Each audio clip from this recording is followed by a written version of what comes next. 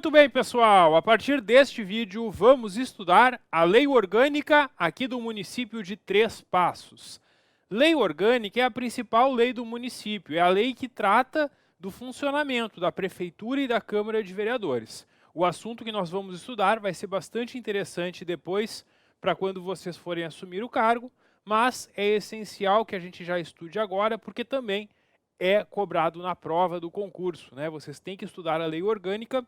E nessa aula eu vou mostrar para vocês quais são aqueles pontos que costumam ser mais cobrados, quais são as pegadinhas que as bancas gostam de fazer e também teremos no final da aula um simulado com muitas questões que eu elaborei sobre esta lei no estilo da banca, para que a gente possa fazer um treino já para a prova do concurso. Bom, ao longo da aula, eu não vou ler todos os artigos, porque senão a aula ia ficar muito cansativa. Eu vou mostrar para vocês os artigos mais importantes, vou indicar quais que vocês devem priorizar depois na revisão, mas é essencial que também depois da aula vocês façam leituras de revisão, que vocês leiam e releiam toda esta lei algumas vezes para ir memorizando todos os pontos dela. E ao fazer essas leituras de revisão, é importante que vocês leiam, inclusive, os pontos que eu não mostrar na aula. Porque a banca sempre pode nos surpreender e cobrar dessa vez algo que não foi cobrado em provas anteriores. Bom, o que nós temos aqui?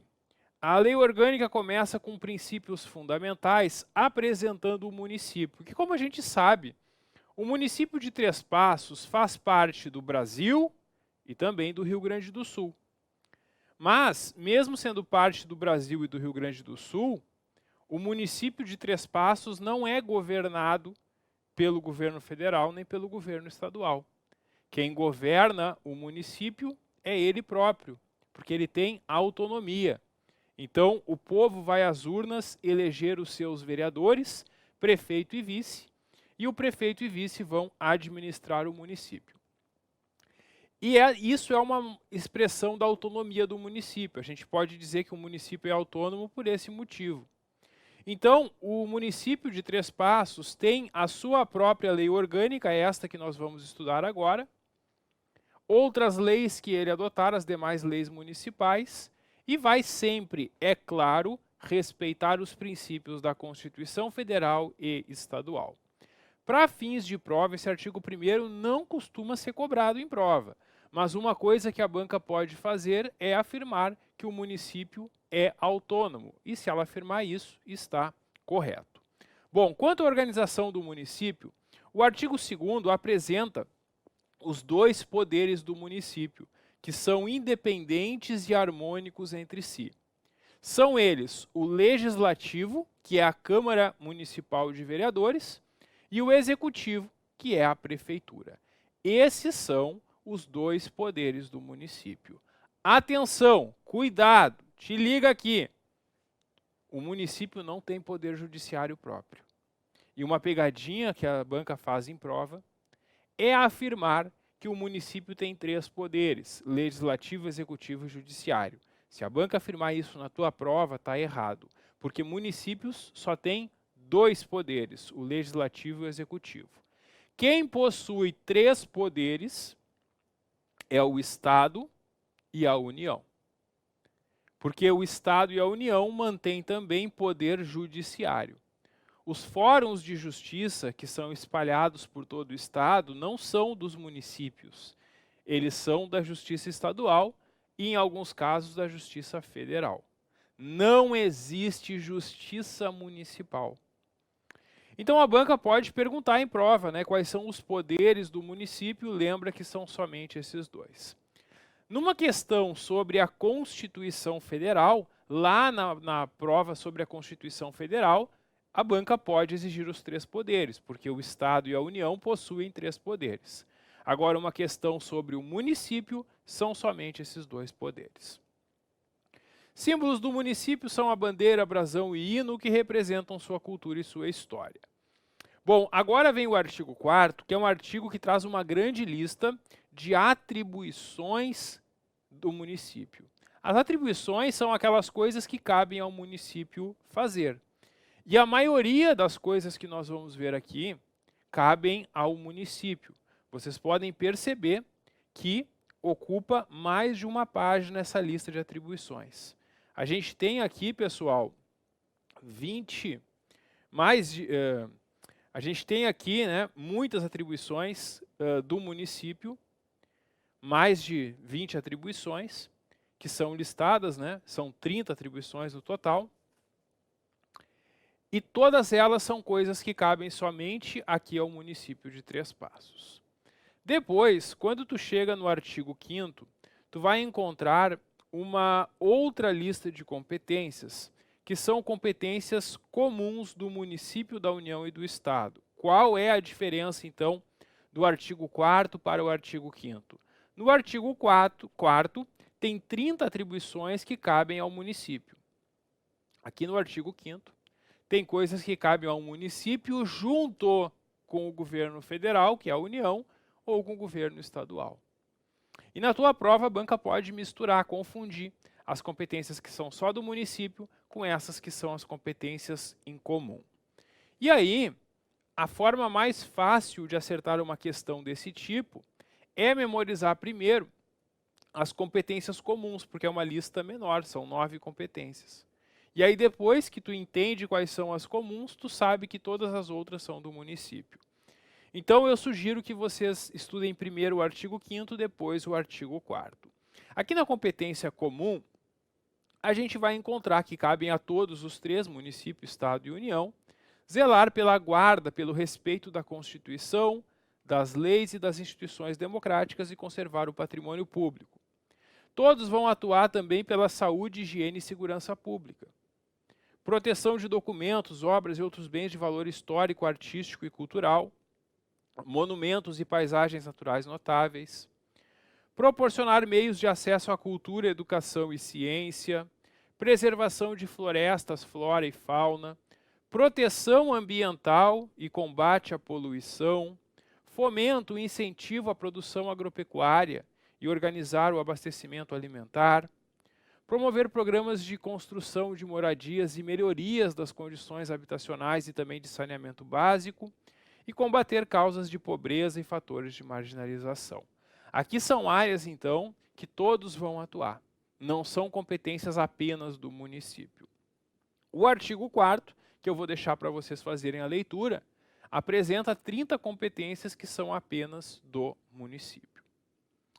E o artigo 6º prevê que o município pode convencionar, né, fazer acordos com o Estado, com a União ou com entidades particulares para a prestação de serviços de sua competência, quando lhe faltam recursos técnicos ou financeiros para isso.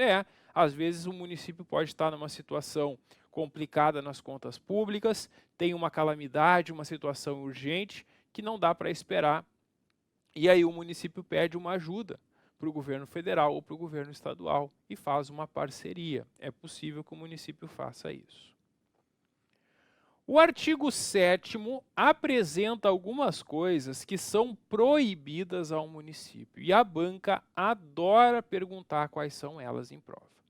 Então é muito importante que vocês conheçam e entendam essas proibições, porque a banca na prova vai fazer uma pegadinha trocando alguma delas para tentar te confundir. Vamos analisar o artigo 7º. Primeiro, é proibido ao município utilizar ou permitir que seja utilizado para propaganda político-partidária ou para fins estranhos à administração, qualquer dos bens ou serviços municipais, exceto exceções da legislação eleitoral. O município não vai permitir que façam propaganda política com o seu patrimônio, com os seus meios de comunicação. Essa que é a ideia dessa primeira proibição. Segundo, é proibido o município doar direito real de uso dos seus bens imóveis, outorgar isenções fiscais, ou permitir a remissão, que é o perdão de dívida, sem interesse público manifesto, sob pena de nulidade do ato. O prefeito vai administrar o patrimônio do município. Ele não pode sair doando esse patrimônio livremente. Assim como também não pode sair dando isenções ou perdoando dívidas. Só poderá fazer isso nos casos que haja um interesse público manifesto e geralmente mediante lei autorizando. Também é proibido criar distinções entre brasileiros ou preferências em favor de alguma pessoa de direito público interno. O município vai tratar todos da mesma forma, não pode criar distinções. Por exemplo, nesse concurso público, quem nasceu no município tem alguma vantagem sobre quem nunca pisou no município? Não, porque o concurso público vai dar chance igual para todos. Todos vão lá e quem for melhor na prova vai ficar na melhor classificação e vai ser nomeado. O município não pode estabelecer no concurso mais pontos para quem já nasceu no município, para quem mora no município.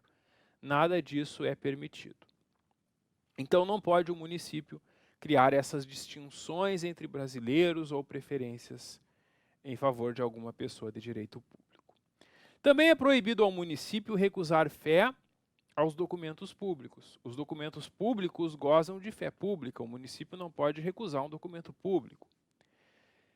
Também é proibido estabelecer cultos religiosos ou igrejas, subvencioná-las, embaraçar-lhes o exercício, ou manter com eles ou seus representantes relações de dependência ou aliança, ressalvada exceto a colaboração de interesse público.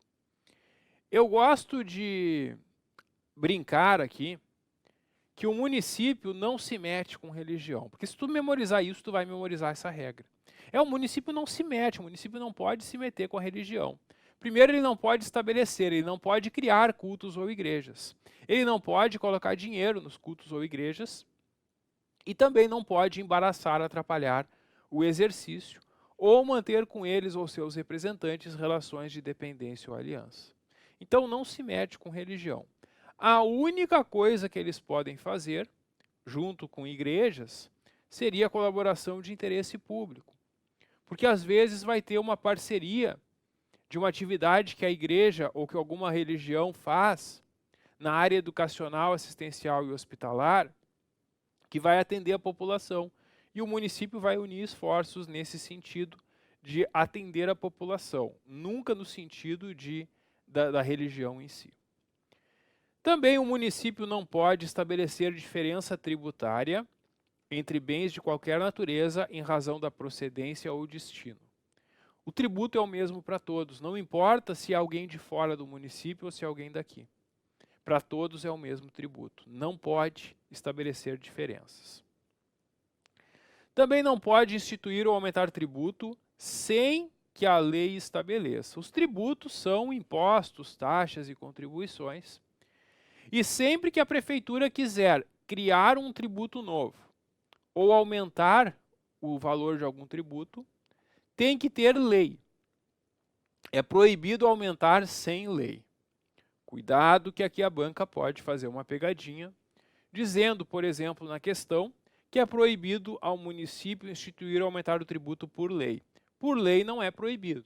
O que é proibido é instituir ou aumentar o tributo sem ter a lei que estabeleça. Também é proibido ao município estabelecer limitações ao tráfego de pessoas ou mercadorias por meio de tributos, exceto, ressalvada, a cobrança de pedágio em vias que sejam conservadas.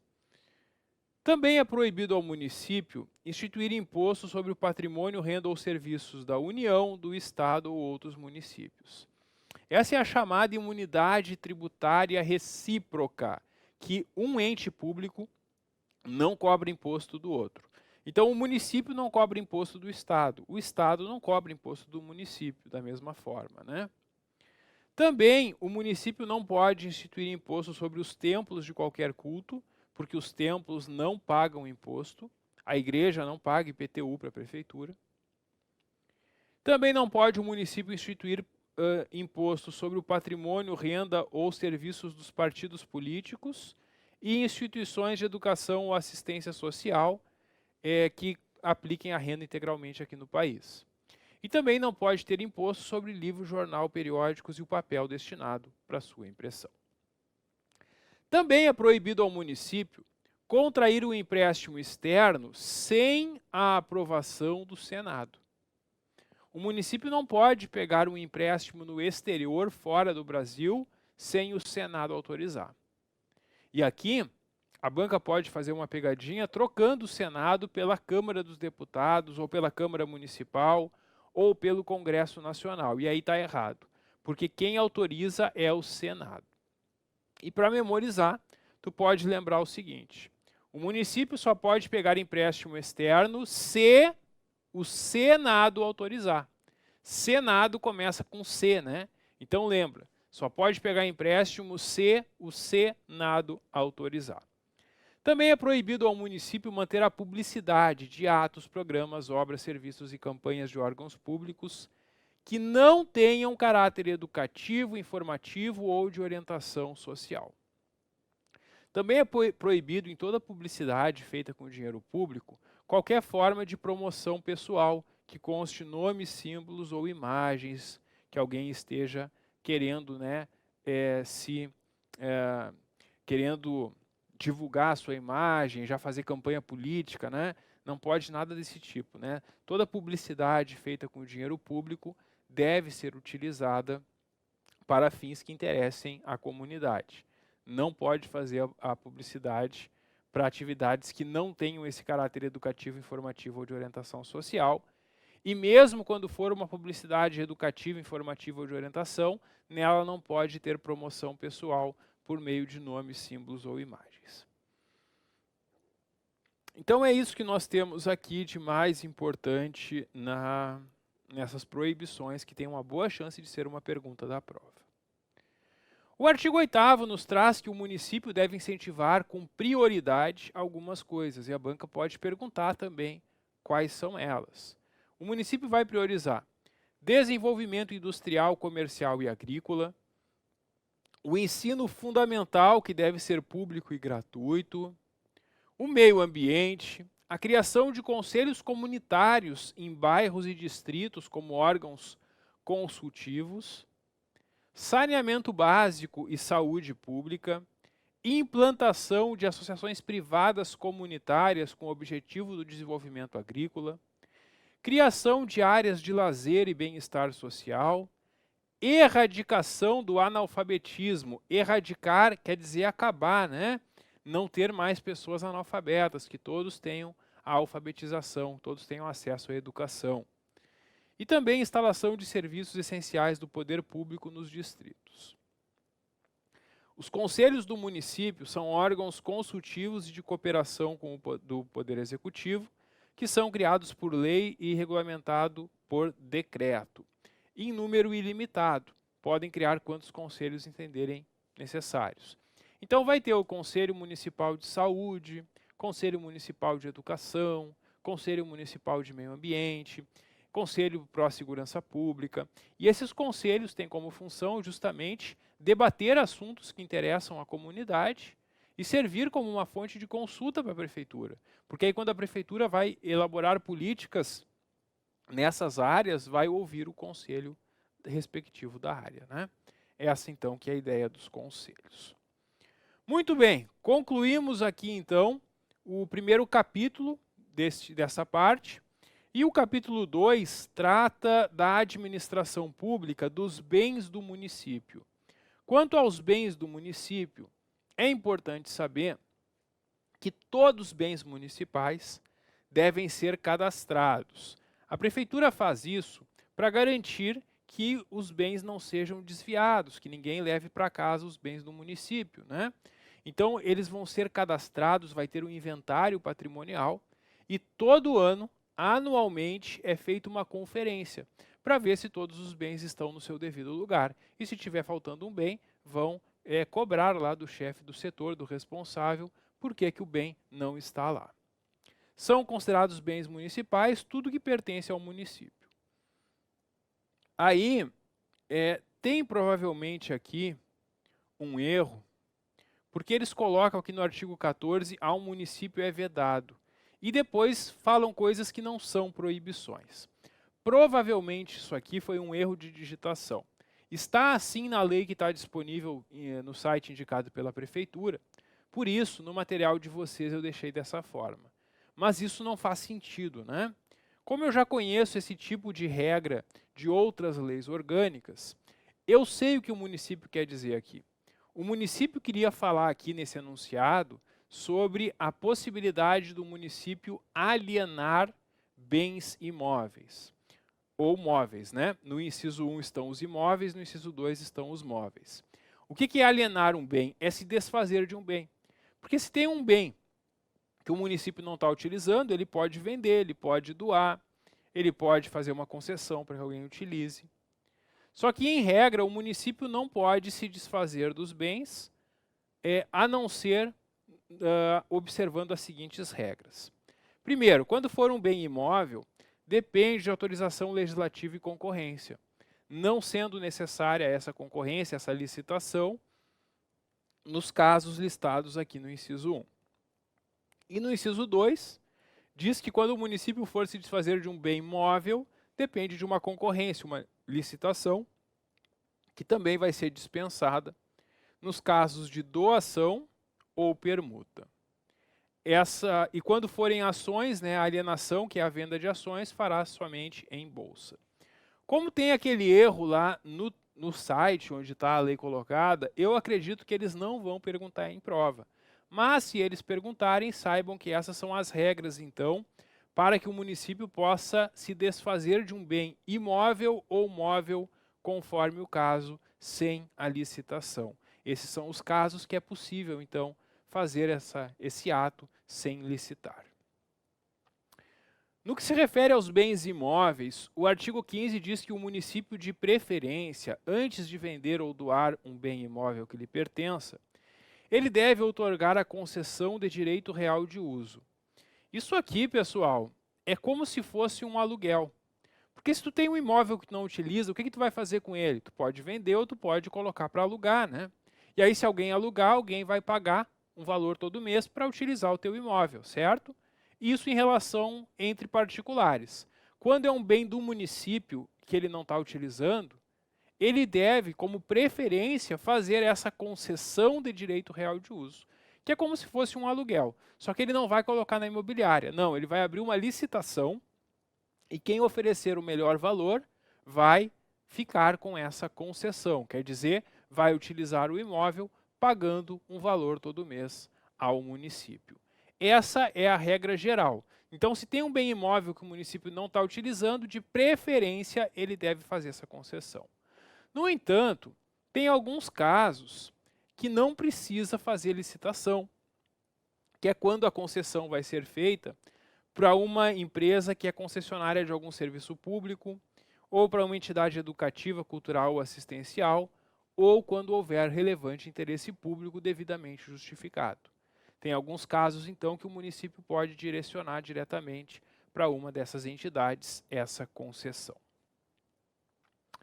O artigo 16 fala sobre o uso dos bens do município em geral e diz que o uso dos bens do município por terceiros, quer dizer, alguém que não é do serviço público, quando algum particular vai utilizar um bem do município, isso pode ser feito por concessão de uso, permissão de uso ou autorização de uso. A concessão de uso é para situações que vai ter um contrato, que vai ser por um longo prazo. Aí o município vai fazer uma concessão de uso com quem vencer a licitação na modalidade de concorrência e vai assinar um contrato. Para te ajudar a lembrar disso na prova, tu vai lembrar da dica do com. Isso mesmo, com, percebeu? A concessão de uso é por concorrência e assina um contrato com o vencedor. Então é com. Concessão, concorrência, contrato. Quando for a permissão de uso, que é a título precário, que no momento pode ser encerrada, é feita por ato unilateral do prefeito. E quando for a autorização de uso, que é para um uso só por alguns dias, a autorização de uso é feita por portaria do prefeito pelo prazo máximo de 90 dias. Pessoal, aqui a banca pode misturar a concessão com a permissão ou com a autorização, e aí tu tem que lembrar que concessão é por contrato, permissão é por ato unilateral e autorização é por portaria. Outra coisa que a banca também pode perguntar na prova é o prazo máximo da autorização de uso por portaria, que é de 90 dias. O artigo 17 prevê que é possível que o município ceda a particulares serviços transitórios, porque o município, para os seus serviços, possui algumas máquinas que ele não usa todo dia. E se tem uma máquina da prefeitura que não está sendo utilizada, e se tem um operador que está sem trabalho também, a prefeitura pode cobrar um valor dos particulares para que essas máquinas e esse operador da prefeitura façam um serviço que algum particular está precisando. Às vezes alguém está fazendo uma obra e precisa de uma máquina só por um dia ou dois, às vezes tem um serviço para fazer lá na sua propriedade, e aí vai acertar, vai pagar um valor para a prefeitura e vai lá a máquina e o operador da prefeitura fazer o serviço. É possível então essa cedência a particulares para serviços sempre transitórios, nunca um serviço permanente, é sempre ali por alguns dias e tem que ser pago um valor por isso. O artigo 18 nos traz que a alienação, que é quando o município vai se desfazer de um bem público, mesmo quando for a título precário, deve ter autorização dos vereadores. O município só pode se desfazer de um bem público com autorização da Câmara de Vereadores. Aí é feita uma avaliação prévia no valor do bem e é feita uma licitação para definir, né, quem vai comprar aquele bem. E a gente tem ainda no artigo 19 que a aquisição de bens imóveis, a aquisição é quando o município vai adquirir, comprar um imóvel, também vai precisar de uma prévia avaliação do seu valor e autorização legislativa, que é uma lei autorizando, né, que seria então uma aprovação da Câmara de Vereadores. Então esses são os principais requisitos e informações sobre os bens públicos. O próximo assunto são funcionários públicos e sobre esse assunto, que são os servidores do município, a gente continua conversando no próximo vídeo. Dá um clique que eu já volto. Até logo.